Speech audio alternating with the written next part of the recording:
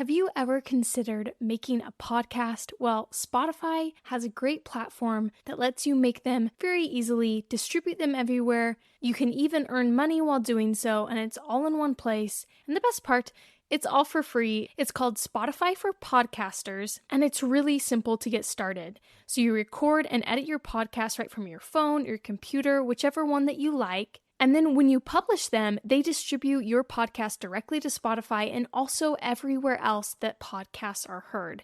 You can do video podcasts, you can interact with your audience with Q&As and polls. And once they're up and running, like I mentioned before, you can even earn money through your podcast in a variety of ways through things like ads and podcast subscriptions. And of course, it's totally free to use. There is no catch. When I started Plant School, I used Spotify for Podcasters, and I continue to use it because I love it. It's super easy to use, and it gives me everything that I need as a podcaster. So if you have ever wanted to start your own podcast, I highly recommend that you try out Spotify for Podcasters. You can download the app or go to www.spotify.com/podcasters to get started.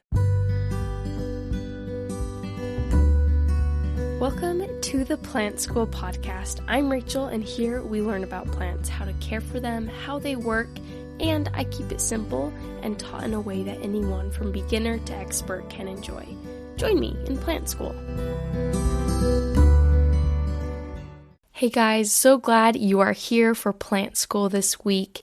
I talked a little bit about this last week, but we are doing a rerun again this week for a Poinsettia care guide. I did this episode last year with my husband, Sam, and I thought it was super useful for this time of year since a lot of people are gifted poinsettias.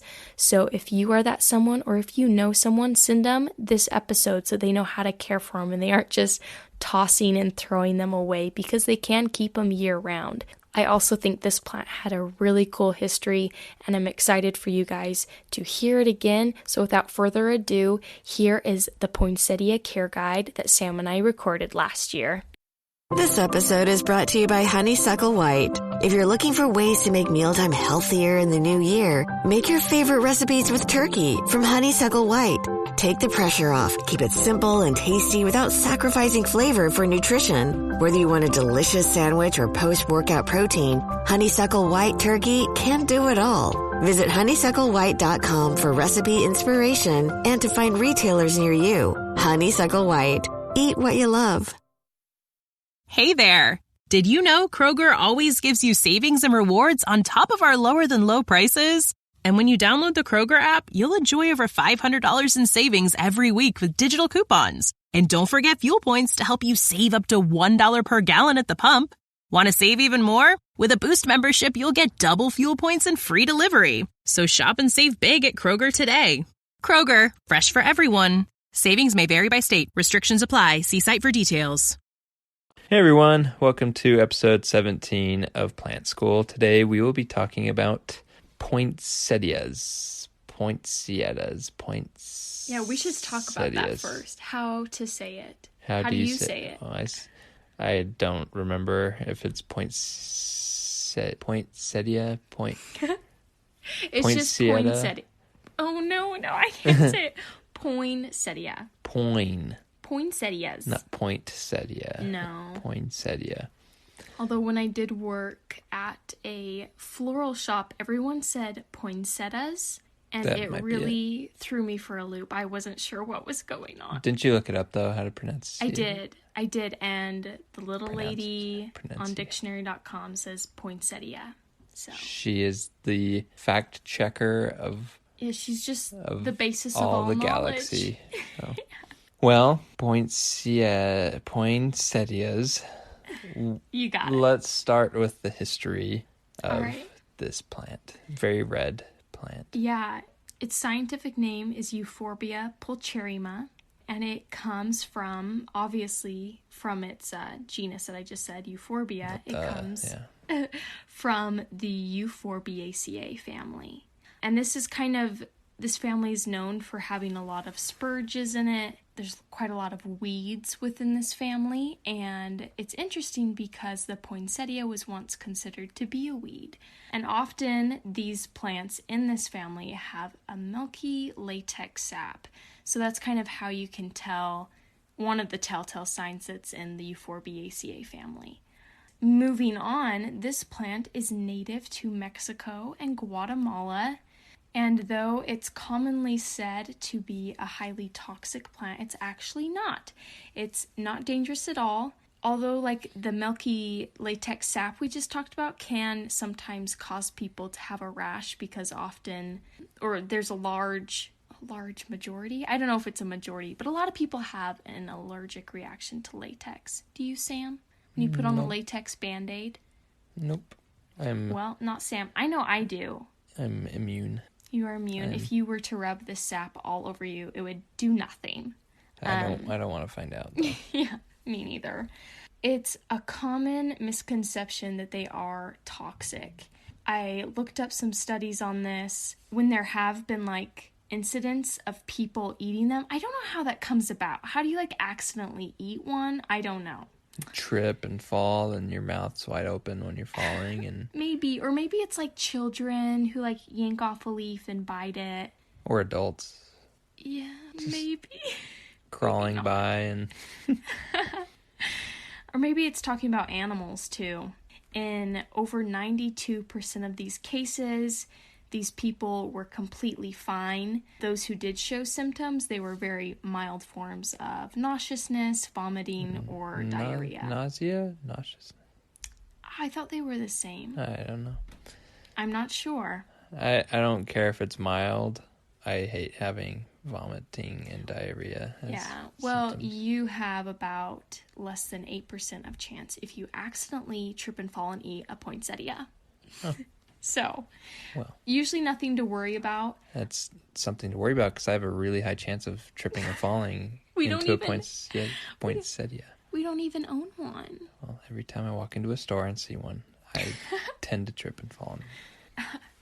They did some studies to figure out how many leaves you would need to eat to have any like big side effects, and it's estimated that a 50-pound child would have to eat over 500 leaves to have any side effects. I just want to know how they found that out. It's like, your kid, start eating these leaves until you start feeling sick.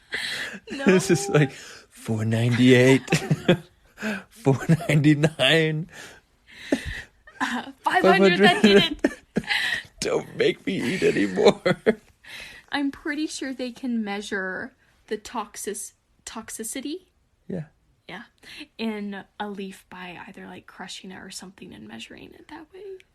But back in the day, like Roman time, when they test this stuff out. That way back, maybe not. That's just cruel. It's like torture. We will feed you 501 poinsettia. Yeah, this is why Sam isn't in charge of any labs for toxic plants. I'm a stats major. This is how we do experiments.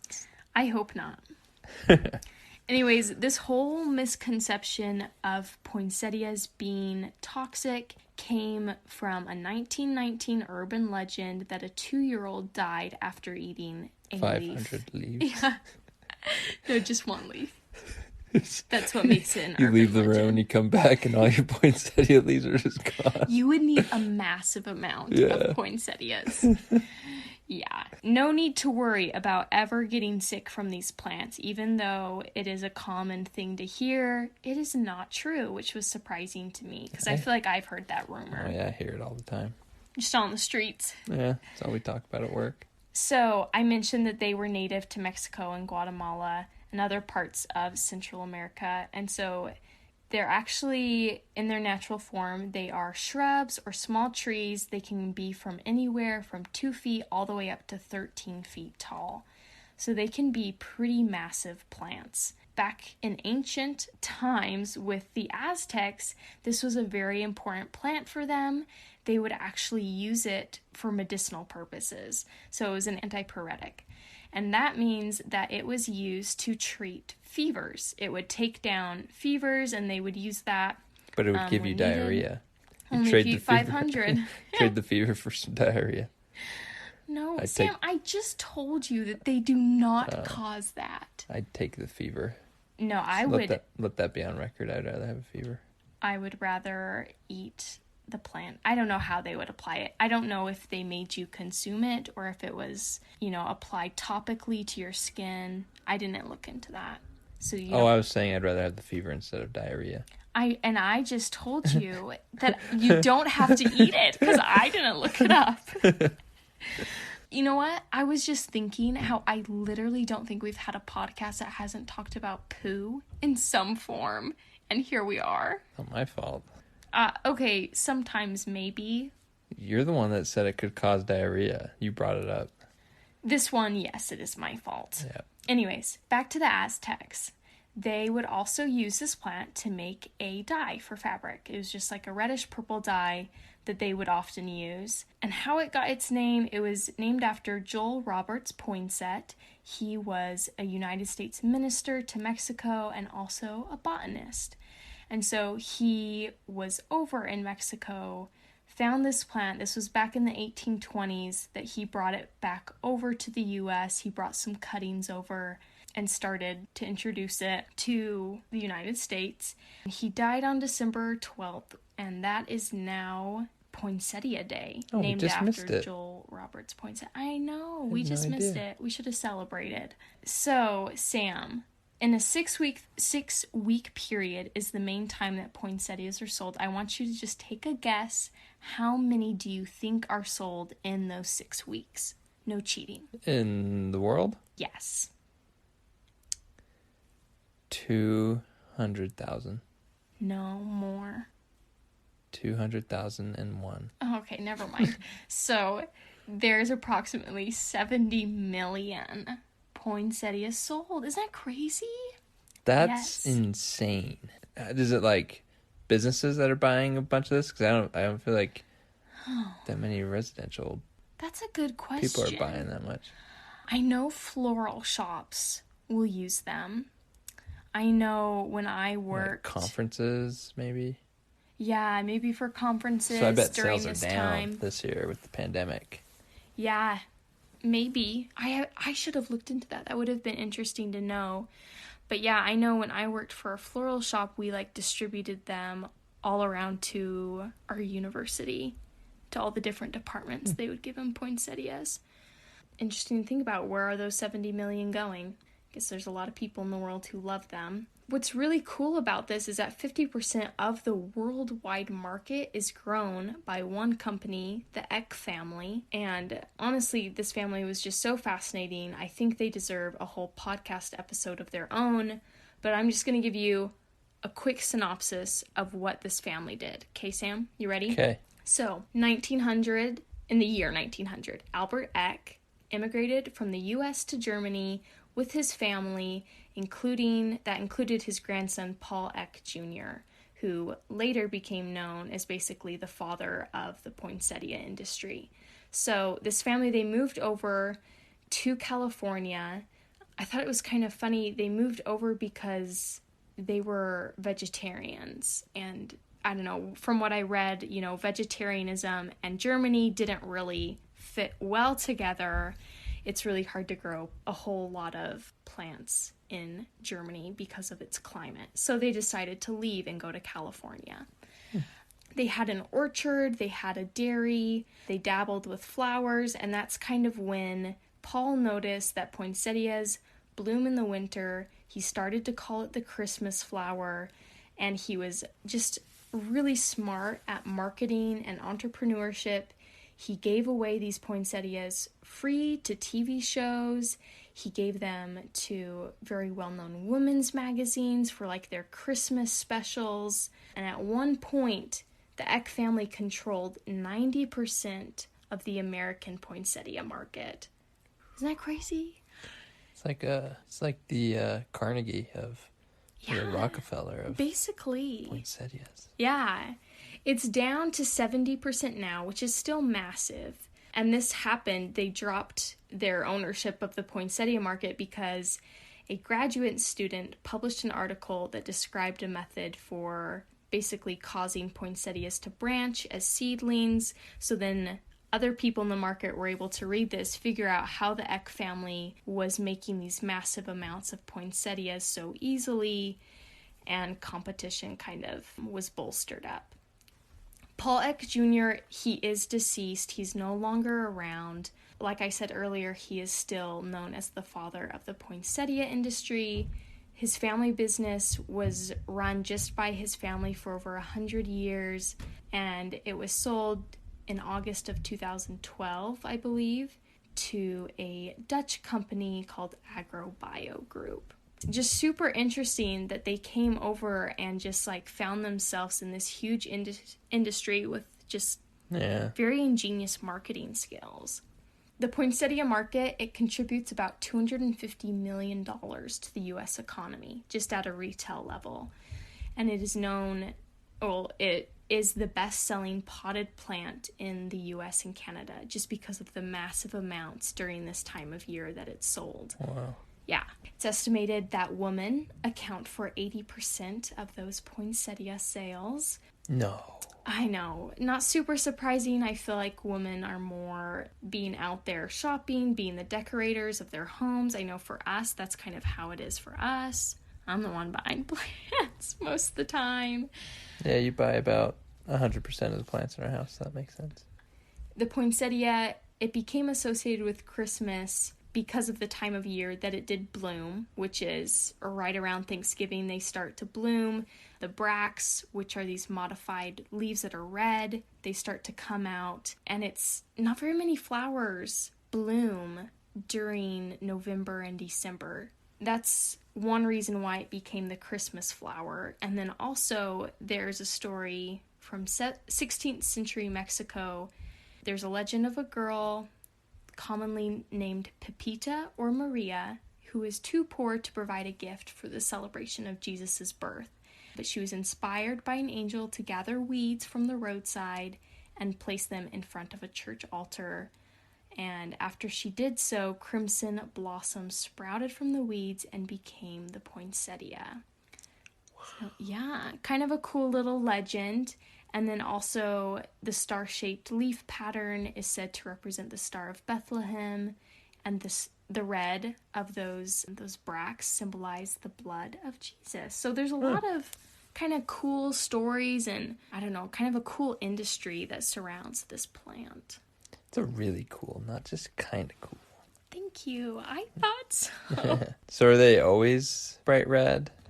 I would say that's most common, but they are not always bright red. I read that there's over 100 different varieties of poinsettias that are available, which is crazy. That's a lot of colors. But they range from white to pale yellow, pale green, to red, to burgundy, to pink. I would say usually in stores I only see like the white ones, red and pink. I've only ever seen red. Maybe I've seen them, but I just didn't know they were poinsettias. Probably. Like I said earlier, the colored part, these big, red leaves, they're modified leaves. They're not a flower. The flower is kind of down in the center. It's pretty small. But the purpose of these bracts is to attract in pollinators. So they see these bright red leaves and they come in closer and then they get themselves to the flower. So that's the purpose of them. Oh, and one other thing I wanted to mention about these bracts. The most common question about poinsettias is how do you make them turn red again for next year? How to make them reflower. And this part just kind of makes me laugh because it sounds like such a headache. So, Sam, if you have bought a poinsettia and it's faded and you want it to come back next year, this is what you do. You're going to prune it down to about 4 inches in height. Uh-huh. You're going to repot it. Yeah. And then in early fall, around October, you're going to put your poinsettia in a closet or cover it with a black plastic bag. And you're going to do that for 14 hours every single night for 10 weeks. Oh. And you're going to take it out during the day. How much do poinsettias cost? I don't know. They are not that expensive, though. I feel like they're like $15 maybe. Yeah, I'll do $15 rather than 14 Yeah, hours. see, that's every what single day for... Yeah, that's how I feel. I'm like, holy cow, who is the stamina? No wonder it's a booming industry. Yeah. Every year, people are like, I'd rather just replace it than have to stick it in a closet for 14 hours every day.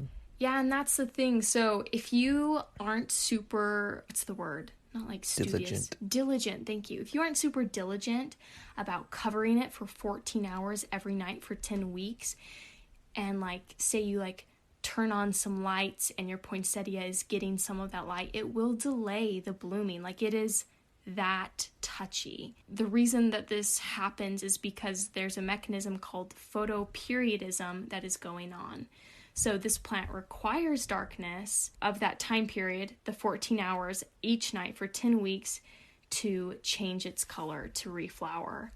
Once it's done with that and it has rebloomed, then you're fine. It can have abundant light, doesn't matter. But yeah, to get it to reflower, have those bracts turn back red, is kind of a crazy process. Jeez. So if you want to, go for it. But like for me, I have kids. I don't want to be putting a plant in and out of a closet every day. I feel like I would forget. Yeah, what about traveling? Could you not travel? Unless you had like a motorized like skateboard it was on to bring it out each night or something. I say we just fork over $15 for a new one. Yeah, exactly. With it being kind of a more difficult plant to take care of, is it a delicate or is it a hardy plant? Like, how much can it take? Yeah, like how much can it take with needing that much care? So, unfortunately, from everything that I was reading about this plant, it is pretty delicate. That, like, includes its roots, its leaves, the bracts. It can break off easily at certain points. Humidity can help the bracts last longer, so they'll stay red longer if you have a red one. So I would suggest if you want it to last longer, you can set it on a pebble tray to kind of help with that humidity. Not enough humidity can cause the leaves to go yellow and drop. And something that I thought was interesting going along with this is that it actually kind of hates cold drafts and it hates hot air, which are like two things that happen in winter. You know, like you have a heater going or it's cold outside. So it's unfortunate that it is known as a Christmas plant. I guess down in Mexico and Guatemala, it doesn't really matter what time of year it is because they're more along the equator. But like for here in the States, that can be a problem for it. So you want to keep it away from cold windows. You want to keep it away from your heater. If it's cold too long, it will kill it. It just needs a consistent temperature. So I guess we'll just go through the common questions for every houseplant we talk about. Temperature, we already kind of talked about. So what about its lighting needs? Yeah, so it needs bright and direct sunlight. It can tolerate some direct light, but not like a crazy, crazy amount, or else it can, cause it to start to go yellow, maybe drop some leaves. Watering, how much water do these things need? You're going to just want to let your soil dry between waterings. I always preach, check the soil before you water your plant. For the poinsettia, make sure like the top 1 to 2 inches are dry before you give it any water. If it gets way too dry, the leaves will start to yellow and drop. But if you're watering it way too much, it is susceptible to root rot. I would suggest, because like poinsettias, they come in like that crinkly decorative plastic foil. Take that off so that its drainage holes can work and it has a place to drain. If you do keep that on and you water it way too much, it could just be sitting in its own water. If you're really good at watering, you can keep it on. They are kind of pretty, but just be aware that by keeping it on, water could be sitting at the bottom and cause root rot. What am I saying? Root rot. Root rot for your poinsettia. Okay, and last one. Actually, before we do this last one, what about soil? Is there a specific kind of soil that... Yeah, that's a good question. So, yeah, I did mention repotting it. Was that for... Oh, yeah, that was to make it reflower. You have to repot it. you can just use normal, like, all-purpose potting soil. It doesn't really need, like, the sandy succulent mixture for good drainage. From what I've read, just an all-purpose potting soil will work just fine. And then do you need to worry about fertilizing? For the poinsettia, I believe you do. And you would want to be fertilizing in kind of its growing season. So before, if you are going to make it reflower, you're going to want to do it beforehand. So maybe in October. But I would say only like 1 to 2 times per year. That's for people who are sticking it in and out of the closet, though, right? Yeah, exactly. So most people are just going to be buying it late November, early December. I mean, like, you can make it a low-maintenance plant, and you don't have to stick it in and out of your closet in October, and it just won't reflower. Like, it'll still be, like, a nice poinsettia with just no red bracts on it. If you're wanting to make sure that everything, like, is good for it to reflower, I would say fertilize 1 to 2 times a year. Gotcha. Yeah. And then propagation, last one. How do you propagate? So you can propagate it via stem cuttings, and that's kind of how, what was his name? Paul Eck? Yeah, Paul Eck Jr. did that whole thing, was via stem cuttings. He had operations, I believe, down in Mexico, or maybe it was Guatemala. So it was in like a great climate for it. So you can do this at home by getting a stem cutting. You're just going to cut the stem with a few leaves, and like I said at the very beginning, how it has that milky latex sap, you're going to want to just run it through water so that washes away, and it will stop flowing out eventually. It's just like when you first cut it, it kind of pops right out. Wash that away, the latex sap, and then you can go ahead and place it into some soil, and yeah, just take care of it how you would a normal poinsettia, and it should start growing. Yeah. Easy enough. How to make it branch like Paul Eck Jr. did, I do not know. I tried to find that grad student's published paper, and I could not find it. So if someone, I don't know, fishy. If someone else can find it, let me know. Fishy. That leaked paper. No, I don't think it was leaked. I think just the grad student figured it out and let the whole industry know. I'm sure the X were thrilled. You know, I think they're doing just fine. Yeah. It sounds like they had a very successful company going there, so. All right. Well, is there anything else? Any other fun facts? I think that was Final it. thoughts? I think you expended me on all my fun facts. I think I told them all. Super interesting to do research on. I didn't realize how much history this plant had behind it. Kind of cool to learn about. Yeah. Thanks for doing all that research for everyone and for putting together another podcast episode. Of course. I love it.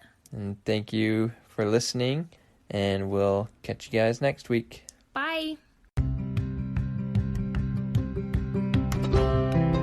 Thank you for being here and listening today, and I hope you'll join me next week. If you'd like to support this podcast and keep it going, you can find the support link below in the description and donate. Or I have some awesome Plant School merch, including stickers, shirts, and mugs, and the link to my shop is in the description as well. And if you don't want to spend any money but still support the podcast, share this podcast with a friend, either verbally or electronically. This will even qualify you for my giveaway. Just message me on Instagram at TinnyPlant that you shared the podcast with a friend, and you'll be entered in for a chance to win some goodies. Winners will be announced on the podcast. Again, thank you for listening, and I hope you have a great week.